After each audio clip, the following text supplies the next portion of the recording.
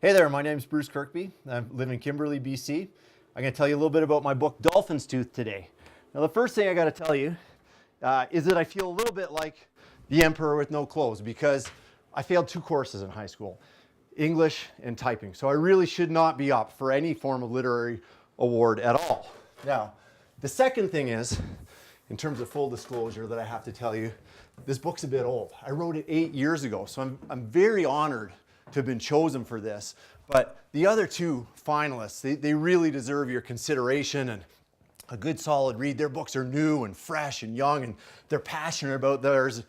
Mine's a bit dead, and it got killed, unfortunately, by a review in the Globe Mail, of all things, because that's a paper I write for now. Darn review. And that review was so acid, so bad. I'd worked for 5 years on the book. I really cared about it, what I'd written. It was about my life, and I was passionate about it.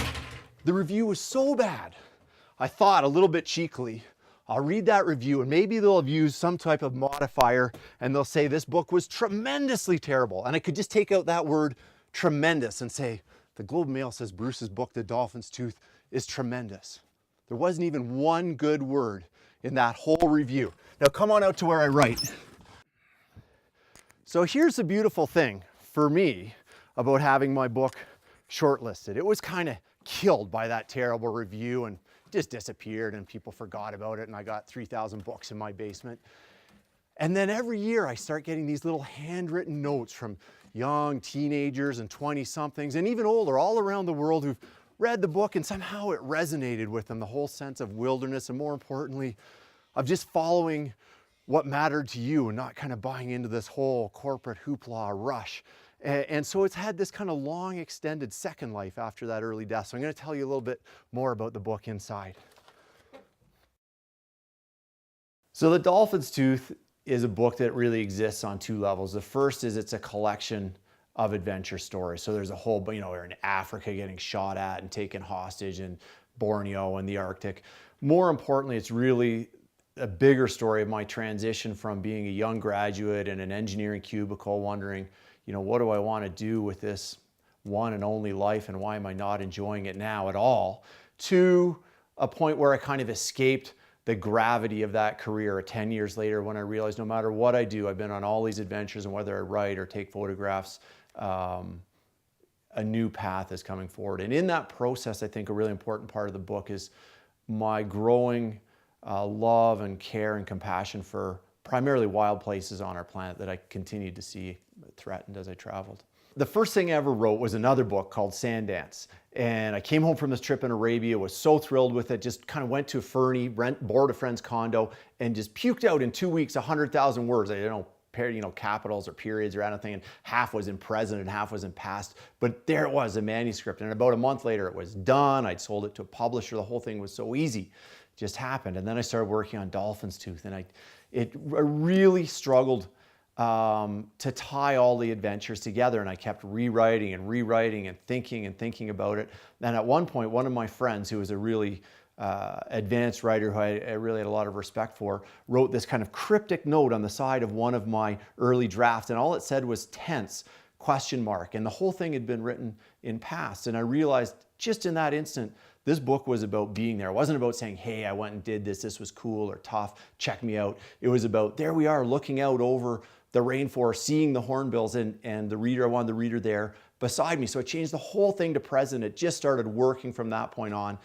The irony of that is the thing that killed the reviewer who hated my book so much was that it was written in present, the historic present. And he couldn't see past that, and that's kind of what he started off railing against anything written in present that's nonfiction. But I still stand by it. I'm glad it's in present.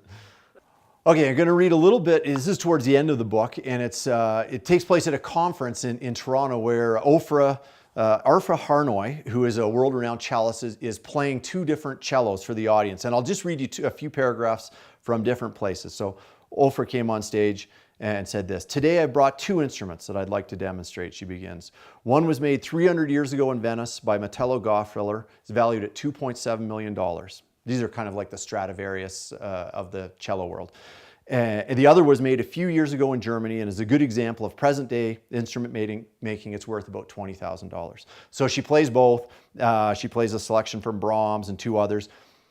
And let me read this a little bit. The music is so lovely, I forget to concentrate on the actual sound of the instrument. It is not until the cellos are exchanged and the same excerpt is played again that I remember our task. And the answer seems perfectly clear. The first cello, instrument A, was miles better. Why?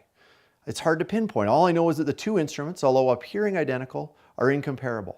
The sound they make and produce is so vast and undeniable. So I'll go on, and Oprah then asks the audience to vote on A or B. Everyone votes for A almost. A few vote on B, and she says, get out, you have terrible taste.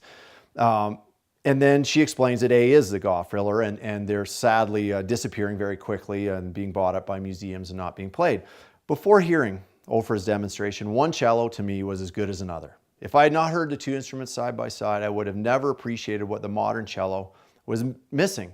No words, no arguments, no rationalization could have given me a clear understanding of the Goffriller. I had to hear it for myself.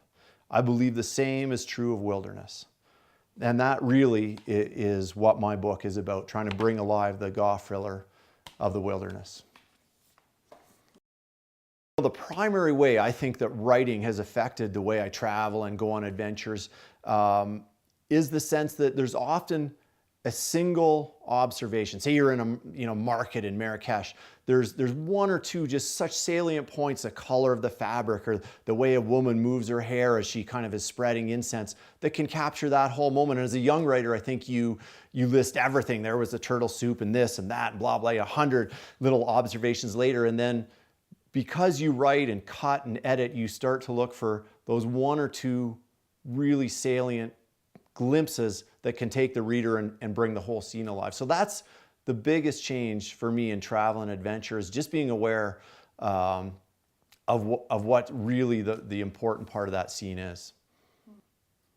You know, when I wrote the book, certainly there was a primary point of just entertaining people and illuminating these new areas on the planet. I certainly had some hope that they would not only take away an environmental sensitivity, but I think on a larger scale realize that that existed in us all. Because I came from Toronto, I wanted to be rich, I wanted to drive a red car and work in a high office tower, and all of a sudden I was a dirtbag living in a rusty pickup, eating ramen, and all my clothes held together by duct tape. And you know, these things that birds, you know, I knew a robin and that was about it. And all of a sudden this whole new world opened to me. So I wanted on a bigger scale, I think in the Kootenays we're connected with nature, but I wanted to show people that existed in us all. It was part of humanity. And I also wanted to kind of question or have readers question what really mattered in their life. It didn't have to be adventure or the outdoors, whatever mattered, but I wanted to just kind of illuminate, you know, how precious life is and how quickly it goes and how easy it is,